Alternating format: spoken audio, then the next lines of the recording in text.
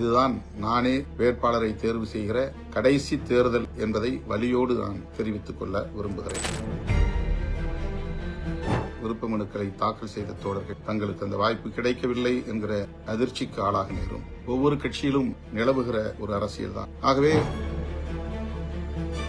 பல்வேறு வருத்தங்கள் நமக்கு இருந்தாலும் கூட, அதாவது நிறைய கூடுதல் தொகுதிகளை கேட்டு பெற முடியவில்லை என்கிற வருத்தம்,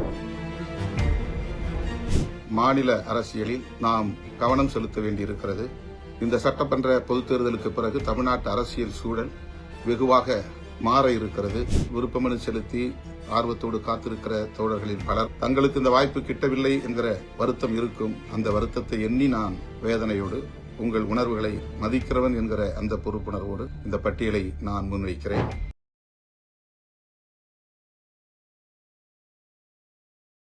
அன்பார்ந்த தோழர்களே, என் உயிரின் உயிரான விடுதலை சிறுத்தைகளே, அனைவருக்கும் வணக்கம்.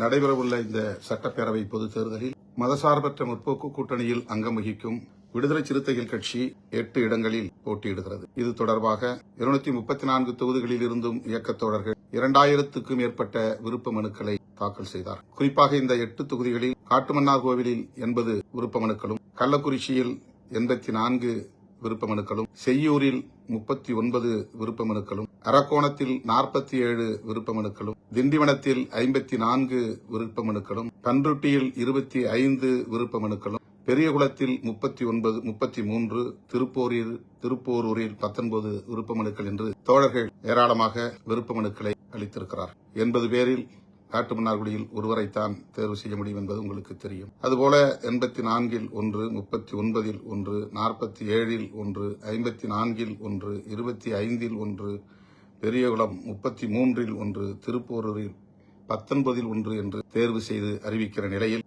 எஞ்சிய தோழர்கள், விருப்ப மனுக்களை தாக்கல் செய்த தோழர்கள் தங்களுக்கு அந்த வாய்ப்பு கிடைக்கவில்லை என்கிற அதிர்ச்சிக்கு ஆளாக நேரும். எதிர்கொண்டாக வேண்டும் என்கிற ஒரு அரசியல் ஒவ்வொரு கட்சியிலும் நிலவுகிற ஒரு அரசியல் தான். ஆகவே தேர்வு செய்யப்படுகிற தோழர்கள் மட்டும்தான் தகுதி பெற்றவர்கள், மற்றவர்கள் தகுதியற்றவர்கள் என்ற பொருளில் அல்ல. ஆனால் ஒருவரைத்தான் தேர்வு செய்ய முடியும் என்கிற நிலையில் இந்த வாய்ப்பு கிட்டாத தோழர்களுக்கு என்னுடைய ஆறுதலை முதலில் தெரிவித்துக் கொள்கிறேன். அதனால்தான் உயர்நிலைக் குழுவிலே நான் சொன்னேன், இப்படி தேர்வு செய்யக்கூடிய ஒரு நிலை கட்சி தலைவருக்கு இருக்கக்கூடாது. கட்சியின் மாவட்ட நிர்வாக குழுவில் வேட்பாளரை தேர்வு செய்து அனுப்ப வேண்டும். மாநில நிர்வாக குழு அதை ஆய்வு செய்ய வேண்டும். அதன் பின்னர் இறுதி முடிவெடுக்க வேண்டும் என்கிற ஒரு அணுகுமுறையை, ஒரு மெக்கானிசத்தை கம்யூனிஸ்ட் கட்சிகள் கையாண்டு வருகின்றன. இனிவரும் காலங்களில் வேட்பாளர்களை தேர்வு செய்கிற பொறுப்பு அந்தந்த மாவட்டங்களை சார்ந்த நிர்வாகிகளுக்கே இருக்க வேண்டும் என்பதை நான் வலியுறுத்த விரும்புகிறேன். அப்படித்தான் இனி நடைமுறைப்படுத்தப் போகிறோம் என்பதையும் தெரிவித்துக் கொள்கிறேன். இதுதான் நானே வேட்பாளரை தேர்வு செய்கிற கடைசி தேர்தல் என்பதை வலியோடு நான் தெரிவித்துக் கொள்ள விரும்புகிறேன். இந்த தேர்தலில் நாம் எதிர்கொள்ளவிருக்கிற நெருக்கடிகள், வலதுசாரிகள் இங்கே வலுப்பெற்றுவிடக் கூடாது என்பதுதான். பல நெருக்கடிகள் இருந்தாலும் வலதுசாரிகள், மதவாத சக்திகள் வலுப்பெற்றுவிடக் கூடாது என்கிற அடிப்படையில் தான் திராவிட முன்னேற்றக் கழகத்தோடு நாம் கைகோர்த்து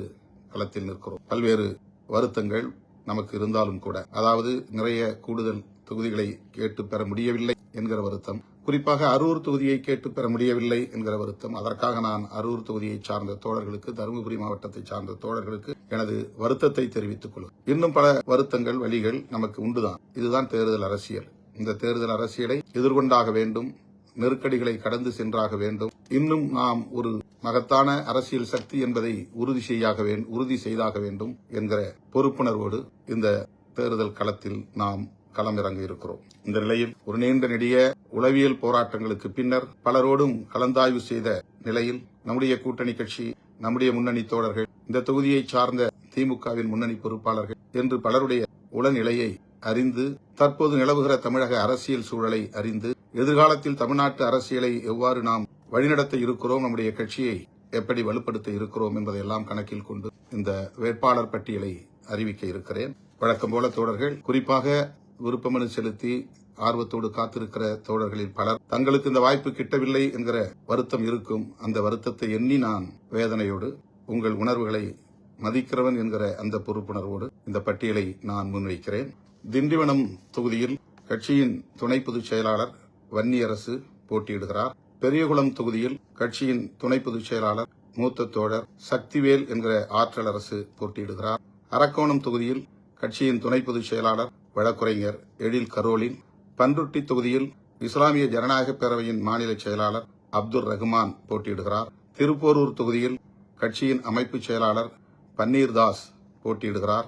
கள்ளக்குறிச்சி தொகுதியில் முனைவர் வழக்குரைஞர் கு மாலதி போட்டியிடுகிறார்.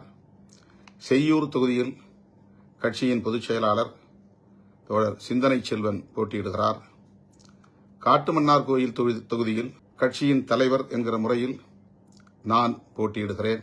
தமிழக அரசியலில், மாநில அரசியலில் நாம் கவனம் செலுத்த வேண்டியிருக்கிறது. இந்த சட்டமன்ற பொதுத் தேர்தலுக்கு பிறகு தமிழ்நாட்டு அரசியல் சூழல் வெகுவாக மாற இருக்கிறது. இந்த நிலையில் காட்டுமன்னார் கோவிலில் நான் வேட்பாளராக போட்டியிடுகிறேன். காட்டுமன்னார் கோவிலில் தொல் திருமாவளவன். 8க்கு 8 நாம் வெற்றி பெற வேண்டும். 100க்கு 100 நாம் வெற்றி பெற வேண்டும். தமிழ்நாட்டு அரசியலின் திசை வழியை தீர்மானிக்கிற ஒரு மாபெரும் அரசியல் சக்தியாக நாம் மீண்டும் வலுப்பெற வேண்டும். கடந்த முறை வென்ற தோழர்களில் 3 குறிப்பாக தம்பி SS பாலாஜி, தம்பி ஆலூர் ஷானவாஸ், நம்முடைய பனையூர் பாபு ஆகிய 3 இந்த முறை வாய்ப்பளிக்க இயலவில்லை என்பதை வருத்தத்தோடு தெரிவித்துக் கொள்கிறேன். இந்த வேட்பாளர்களின் வெற்றிக்கு இயக்கத் தோழர்கள் முழுமையாக ஒத்துழைப்பு நல்க வேண்டும். வாய்ப்பு கிட்டாதவர்கள் பொறுத்திருள வேண்டும் என்று கேட்டுக்கொள்கிறேன்.